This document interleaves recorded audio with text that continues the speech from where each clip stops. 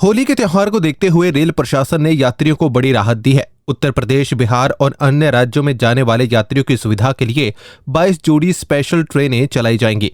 इन ट्रेनों के चलने से त्योहार के दौरान ट्रेनों में भीड़ कम होगी और यात्रियों को आरामदायक यात्रा मिल सकेगी।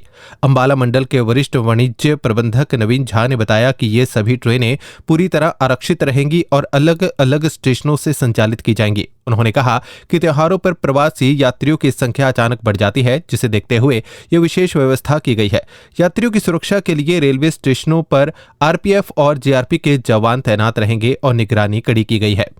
देखिए, हर साल की तरह इस बार भी जो होली को लेके एंटिसिपेटेड रश को लेके जो हमारा है, उसके हिसाब से हमने स्पेशल ट्रेनों की डिमांड भेजी थी और उसको कई कई ट्रेनों की मंजूरी आ गई। अगर मैं बात करूं अंबाला, फिरोजपुर और जम्मू डिवीजन, क्योंकि वहां से चलने वाली ट्रेनें भी हमारे डिवीजन को सर्व करती हैं, तो कुल अभी तक 22 पेयर ट्रेन्स जो हैं जिसका अनाउंस हो चुका है और कुल मिलाकर 126 के आसपास सर्विसेज जो ट्रिप्स हैं वो अनाउंस हो गई हैं। और इसमें मेजर जो है डेस्टिनेशंस कवर हो रही हूँ, अमृतसर से कटिहार, जयनगर, सहरसा, मधुबनी और गोरखपुर, इनके लिए कवर हो रही हैं। हमारे यहाँ भी सरहिंद से जयनगर, मधुबनी के लिए ट्रेन अनाउंस हुई है जो कि पूरे नॉर्थ बिहार को कवर करती है। साथ ही चंडीगढ़ से गोरखपुर के लिए भी स्पेशल ट्रेन अनाउंस हुई है। और इसके अलावा हमने पूरी व्यवस्था रखी है, ब्रेक्स का अरेंजमेंट है कि अगर किसी प्रकार का कोई रश ऐसा होता है जो अनअनाउंस्ड है, तो हम त्वरित कार्रवाई करते हुए हम अनअनाउंस्ड ट्रेन भी चला सकते हैं। कल कोई ऐसा नहीं है, लेकिन होली अभी लगभग 3-4 तारीख को है, तो प्रोबेबली कमिंग वीक में हम एंटिसिपेट कर रहे हैं कि कुछ बिहार साइड के लिए और ईस्टर्न पार्ट ऑफ जो कंट्री है उसके लिए रश होगा और उसके लिए हमारी पूरी तैयारी है।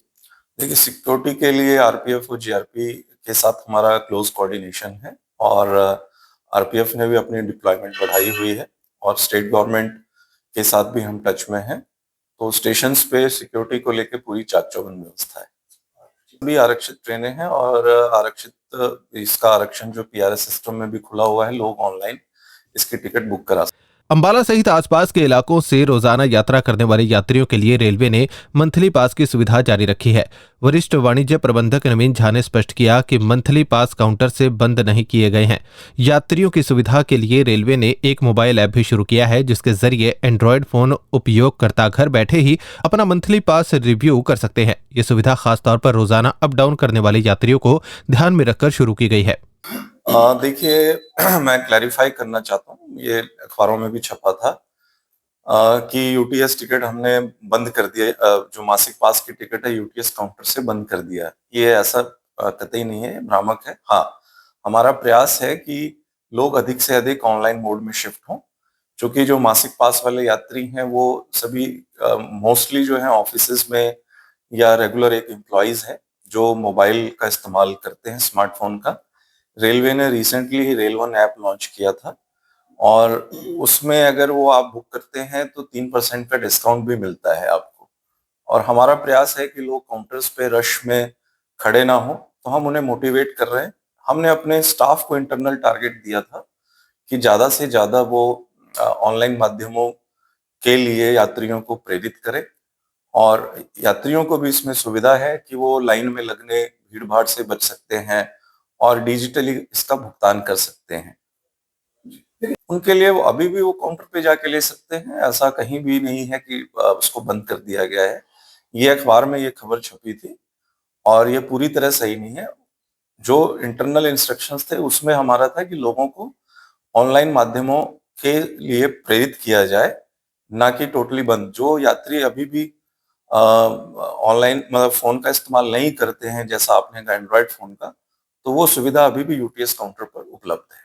रेलवे बजट में प्रस्तावित अंबाला दिल्ली नई रेल लाइन को लेकर भी स्थिति साफ की गई है। नवीन झा ने बताया कि इस परियोजना पर अभी मसौदा स्तर पर काम चल रहा है और सर्वे रिपोर्ट आने के बाद ही तय होगा कि यहां डबल लाइन बनेगी या तीसरी नई लाइन बिछाई जाएगी। उन्होंने बताया कि अंबाला रेल मंडल में कई अन्य रेल परियोजनाओं पर भी तेजी से काम जारी है, जिनमें चंडीगढ़, चंडी मंदिर, बद्दी और पंजाब के मुकेरिया से जुड़ी लाइनें शामिल हैं। आने वाले समय में इन परियोजनाओं को लेकर और स्पष्ट जानकारी सामने आएगी। देखिए, इसका अनाउंसमेंट हुआ है, अभी इसकी डिटेलिंग कि इसका रूट क्या होगा, एग्जिस्टिंग ही जो हमारी डबल लाइन सेक्शन है दिल्ली से अंबाला तक, उसी का ही थर्ड लाइन या फोर्थ लाइन किया जाएगा।